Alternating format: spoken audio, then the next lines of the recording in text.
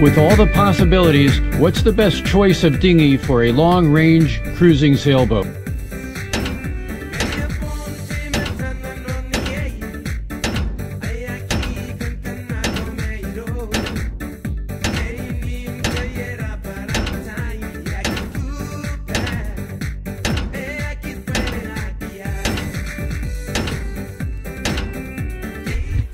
Hello, I'm Patrick Childress on Brick House.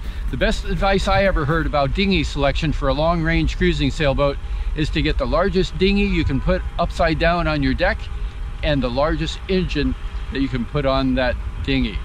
And that's the advice we followed 11 years ago before we left the US to travel around the world. So let's start with the dinghy that we have, and we'll use this as a base then to compare some of the other dinghies that are in these harbors that we visit. This is an Avon 2.8 meter.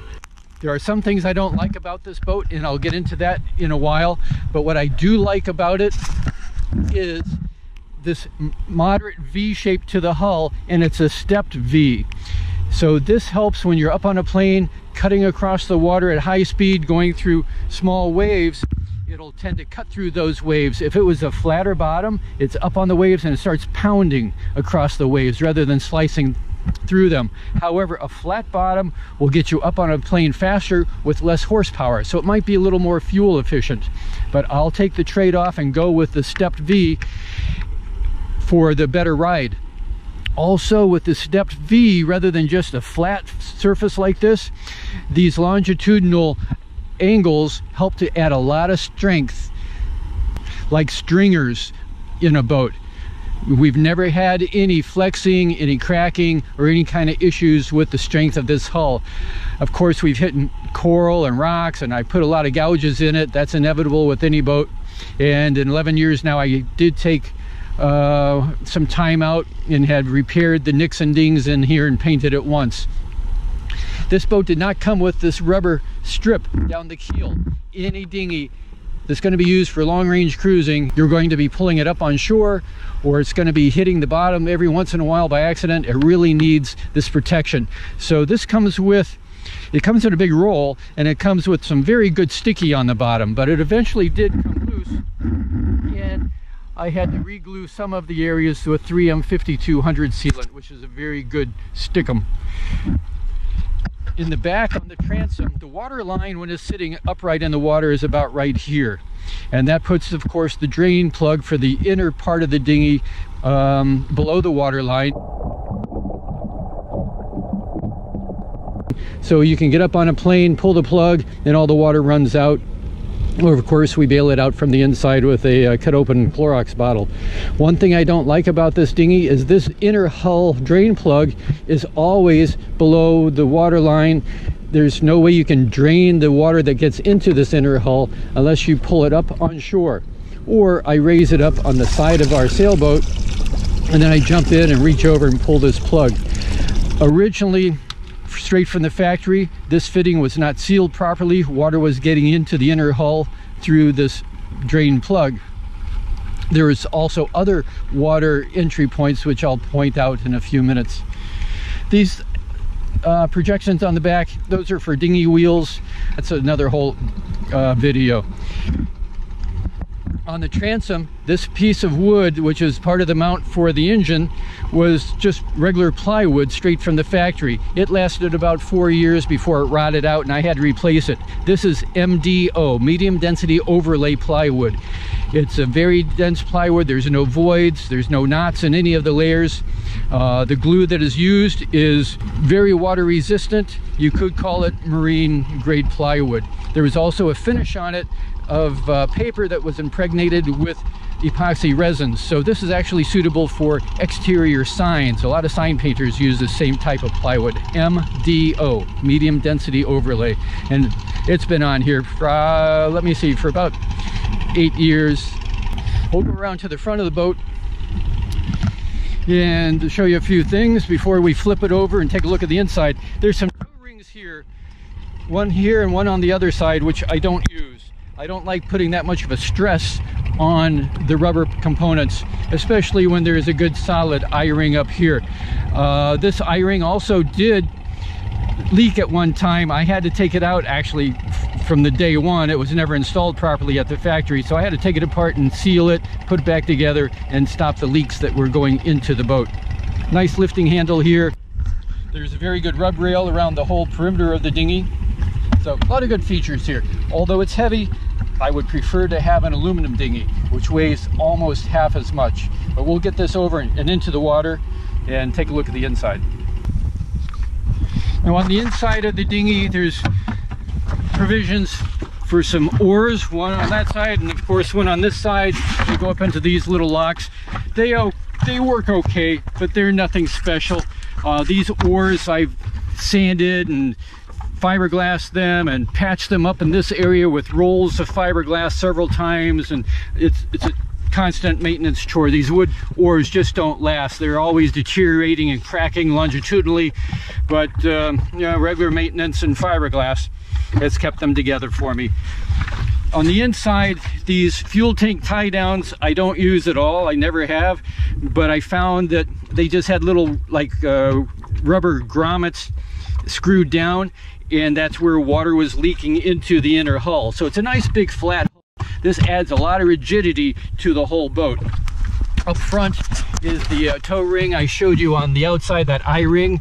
So that's nice and strong. That's now sealed. The two nuts in here I took off the backing plate and sealed it all up. We're in good shape. This line is for lifting up the dinghy at night, getting it out of the water. But in the back, of course, if I pull this plug, water will come in, and this recess, the inner hull is below here, and the drain for this inner hull, of course, is in the water right now down below. But on some dinghies that I like better, this whole area comes in and you can actually drain this inner hull from inside of the boat. So there's a drain plug here, and of course the outflow here to the outside of the boat. That's a far better design. The structure in the back here, the transom, there's a flare here which adds to some strength. What takes the pressure of the forward thrust of the engine are these knees, and then pressing against the rest of the structure of the hull. These knees don't look all that terribly big on either side, but I've never had any cracks. I've never had any structural problems with this boat. I'll show you some dinghies, some fiberglass dinghies that have much larger knees. It's a much more solid design, but it might be overkill. If I knew that we were going to be out sailing this long, we thought we were going to leave the US and just be gone for 4 years. It's been over 11 years now, and there's no end in sight. I would have bought an aluminum dinghy, or as I say in Australia, aluminium. That certainly was much lighter, much easier to handle. It would take less horsepower to get it up on a plane, although with our 15 horse Mercury, we don't really have any problems. We don't have any shortage of power. And there are other advantages to having aluminum. If you pull an aluminum dinghy up on the rocks, you hit some coral heads or whatever, you're going to get some scratches, maybe some little dings, but certainly it's going to be very difficult to breach the hull, where on the fiberglass it can shatter and crack, and you could have more difficulties with it. Although the fiberglass is easier to fix. However, I have seen one aluminum dinghy that was leaking along one welded seam. It was a very well built dinghy otherwise, but now you have two choices of material basically when you buy a dinghy. It can be Hypalon like this, gray in color, or you can get I think white Hypalon, but also PVC, which is generally white in color, I believe. And the PVC does not stand up to this terrible sun down here in the tropics and all the UV rays. Hypalon will last far longer. So PVC would be good in northern climates if you're just doing coastal sailing and seasonally, but for long range cruising you certainly need at least Hypalon. There is a polyurethane dinghy, but I'm not familiar with those. I just haven't seen any around. But even though this is very sun resistant, you really need to have chaps. And this is our second set of chaps in 11 years now. Keeps the sun off and all the chafing that the rubber would normally take. Additionally to the chaps, we opened up an old fender that was really no good for anything anymore. open that up and we keep it on the bow of the boat, so now we can run straight into a concrete dock and idle the engine forward while somebody's getting in and out of the boat.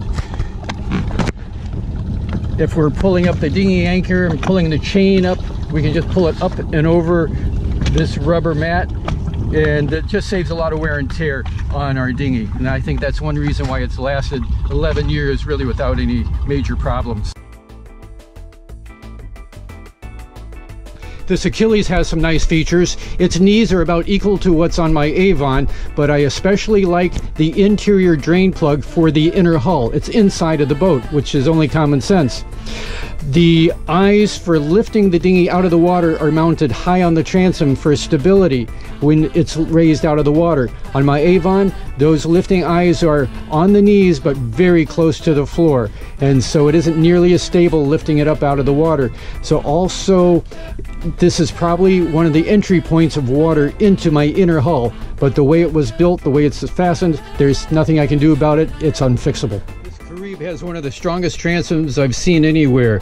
It's a very nice setup, and also in the stern it's very easy with a open Clorox bottle to scoop out and bail out the boat. And it has a nice large flat floor, very strong looking dinghy.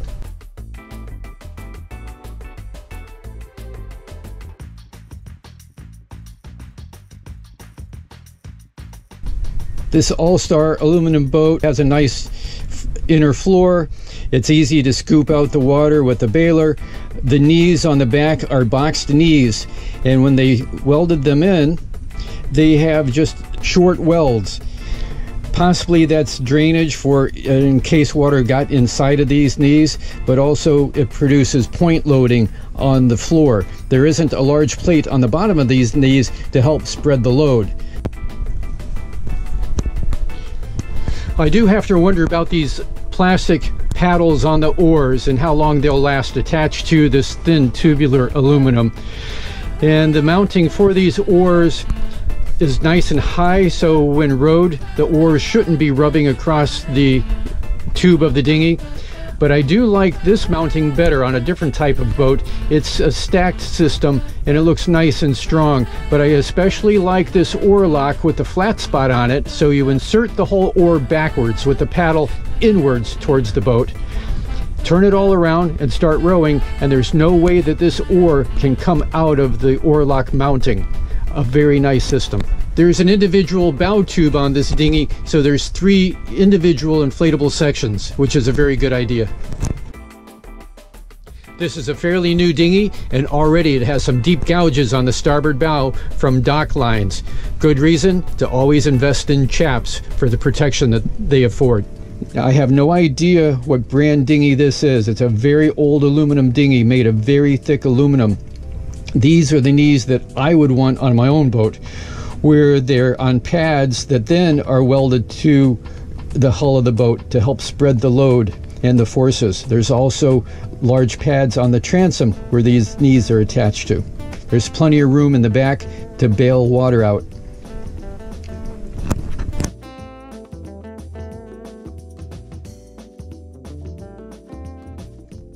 Although these knees are not fully welded all the way around the base, at least they're attached to a plate which does help to disperse the load to the rest of the dinghy. This aluminum dinghy has a V-shaped hull, so without a bottom, a flat bottom, on the interior you have to have non-skid so your feet don't go slipping all over the place. And looking at it underwater, it has a longitudinal, what I would call a stringer on the starboard and one on the left on the port side, so that it does give the hull rigidity and also possibly helps to get it up on a plane. There's also a factory installed rubber keel guard, which is a nice addition. Now this aluminum dinghy, the interior floor comes all the way to the stern. It makes it extremely difficult to get the water out. You have to pull the dinghy up on shore and pull the plug, or raise it up out of the water next to your sailboat and pull the plug, or have some other kind of small bailer like a hand pump that you can fit into that tiny hole back there to get the water out. Of course, there's all kinds of options that you can get with these dinghies, like these storage compartments in the front, but most cruisers that I know of, they're trying to eliminate weight, not add weight to their dinghy. Plus, it's incredibly expensive to add those options. Well, this video can go on for hours. We could talk about the diameter of the inflated tubes, the material and how much overlap there is, and how it's joined to make those tubes, and on and on. Hopefully I gave you enough information here so you can make an intelligent decision about the RIB, rigid inflatable boat, that you'd want for your own cruising sailboat, or maybe decide you don't even want a RIB, you want just a straight small inflatable, or even a fiberglass dinghy. But anyway, I hope it helps out. I want to talk about outboard engines here in a second, but also at the end of this video, if you can just click on the thumbs up button down below there, and especially the subscribe, even if you never watch another video, it just helps with our numbers for the fun of it. And that's what these videos are about, just for fun. Also at the end of the video, I want to show you some underwater video that we recently took here in Madagascar.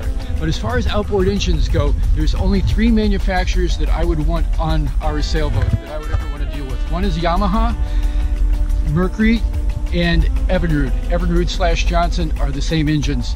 Yamaha I would want first only because it has such a big distribution around the world. Mercury is not nearly as good distribution, and then of course Evinrude/Johnson is just hard to find. But parts availability is the big thing. But all 3 are equally as reliable, good engines. But we wound up with a Mercury outboard, which we bought in Nassau, Bahamas, because there were no Yamahas available. They're excellent engines, but I would only want a 2-stroke engine. 2-stroke engines have a much better power to weight ratio than a 4-stroke engine, and there's no problem at all finding 2-stroke oil anywhere in the world. On all these cruising boats around here, it's actually very rare to find a 4-stroke engine. 2-strokes are far more popular than the 4-stroke engines. This Mercury is made in Fond du Lac, Wisconsin, for export only, being a 2-cycle. Our original Mercury we paid $1,800 for in Nassau, Bahamas. And then years later, even though it was running fantastic, it would start on the 1st or 2nd pull, we had a chance to buy another brand new Mercury, exactly the same, made in Fond du Lac, Wisconsin, in Guam, and had that sent to us then to our location in the Marshall Islands. And there again, we paid $1,800 for it. So these are great engines. They last forever. This one, I don't even remember how old it is, but it still starts up 1st, 2nd pull. When it was brand new, it really looked pretty. But right away, I took black spray paint and went over all those nice looking decals and covered it up. I don't want the nicest looking engine out here. Our other engine, and you'll see this on a lot of cruising boats, they will have 2 different size engines. Ours is a 3.3 Mercury. This is the same as a Tohatsu engine. Mercury just puts their label on it, and it's made in Japan. This is much easier, lighter and easier to pull up on the beach with the dinghy wheels. Also in these questionable neighborhoods where we go to a dinghy dock and leave the dinghy for a long period of time. If this one disappeared, it isn't quite the disaster than if our 15-horse disappeared. Also, we want a 15-horse engine on our dinghy. I forgot to mention, that is our tugboat. If we ever get in a real problem up on the rocks or anything, we need a powerful engine to help rescue ourselves. The little chintzy 3.3 just wouldn't do it. Also, while we're anchored anywhere in the world, we always have things securely locked up, and we don't give the thieves any chances at all. So here's some underwater video around Madagascar.